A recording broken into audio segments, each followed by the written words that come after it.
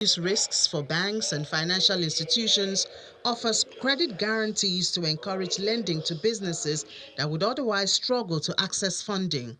These macroeconomic headwinds, coupled with inherent structural inefficiencies, have created a complex environment for credit access. Amongst the most affected are MSMEs, which form the backbone of Nigerian economy. According to the MBS, 40% of MSME make up the bedrock of our economy, contributing approximately 48% to GDP and accounting for a vast majority of employment, yet they face constraint in accessing credit. For effectiveness, economist and founder of Adedipe Associates Limited, Dr. Biodun Adedipe, is asking for more enlightenment on the program. Now, for me, the credit framework in Nigeria, some 20 years ago, when we were working on the FSS 2020, envisioned credit to be pivotal to our growth. Yet, this event today, for me, is a network. They said that it is like re-engineering the Nigerian credit market as we interrogate credit guarantee as two things. It's a tool, and then as Jeremy said earlier on, it's also a catalyst. So in which case, if we look at that in context, then we are in the process of reimagining the role of credit in industrial growth of Nigeria. A panel discussion, which includes manufacturers, explores strategy for de-risking MSME operations and boosting business growth. One of the issues that for the past 2 years has shown up as one of the most critical issues that manufacturers are dealing with, which is access to credit, is being addressed in some form. In MAN, we have what we call Manufacturers Confidence Index, which we do every quarter.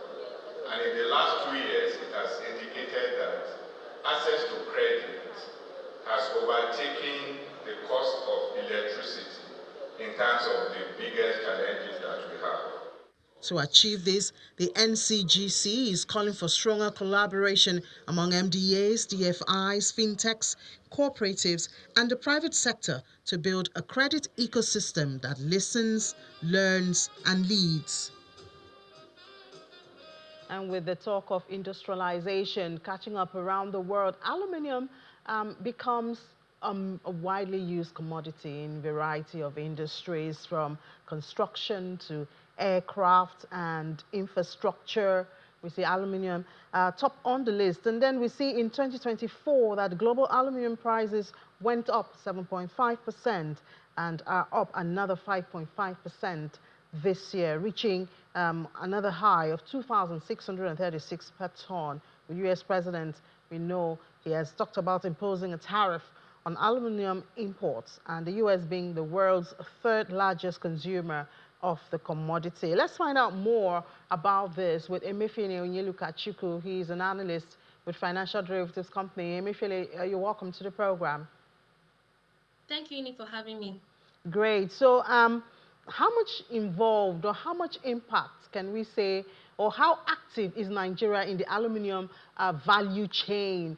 We know President Trump is talking about 50% tariff, and it's a major commodity when you talk about industrialization. But how involved is Nigeria in the picture? Like we all know, aluminium is a commodity that is widely used. And currently, Nigeria accounts for about 0.27% of global aluminium output. It's even low compared to what Africa is producing currently. And Nigeria, we have a smelter plant in Akwa Ibom called the Ikot-Abasi, which has been dormant for years. So meaning Nigeria has not been producing aluminium. We've been importing most of our aluminium that we've been using here. So concerning the impact of the tariffs might not necessarily have any impact on Nigeria's production of aluminium. However, we're going to see that this impact will have, and this tariff will have an impact on global aluminium prices. Like the US accounts for about 8% of global aluminium consumption, and the 50% tariffs has led to the US shifting demand domestically, meaning that producers of aluminium who usually export aluminium to the US will begin to diverse their attention into other markets, causing supply glut. So we'll find out that prices of aluminium will taper marginally. Why? Because the US accounts for just about 8% of global demand. So how it will affect Nigeria here? How it will affect Nigeria here is that the prices of once global prices of aluminium will reduce, we use aluminium mostly in the construction industry. We find out that building materials will reduce marginally. So marginally, this is what I believe.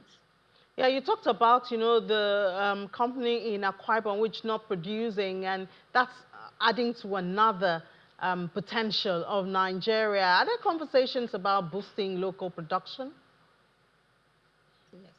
Yes, like I said earlier that we have a smelter plant in Akwa Ibom. And over the years, from what I have read, I've seen that there have been efforts that have been put into place to revive the sector twice in 2020 and 2023, which have been proven fertile. But what I believe can be done to improve on this sector, because I believe that we have potential, is for the government to privatize this particular sector. This is because we've seen that